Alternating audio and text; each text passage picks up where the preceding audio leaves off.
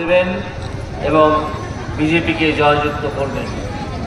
কে ভোটে দাঁড়িয়েছেন সেটা সবচেয়ে বড় কথা নয়, সবচেয়ে বড় কথা হচ্ছে আমাদের বিজেপি কত ভোটে জিতলো বা জিতলো কিনা। আপনাদেরকে দেখে আমি আশ্বস্ত হচ্ছি যে এই আসনে অর্থাৎ তমলুক আসনে আরও 5টা জায়গায় যে উচ্ছ্বাস দেখেছি, আপনাদের মধ্যেও সেই উচ্ছ্বাস দেখছি, বিজেপি জিতবে। এই বিশ্বাস আমার আছে, কিন্তু এই বিশ্বাস তৈরি হলো কিভাবে? কারণ অধিকাংশ মানুষ বুঝে নিয়েছেন এর মধ্যে যে শাসনের মধ্যে পশ্চিমবঙ্গ চলছে, যে শাসকদের দ্বারা চলছে, তারা ভয়ঙ্কর দুর্নীতিগ্রস্ত।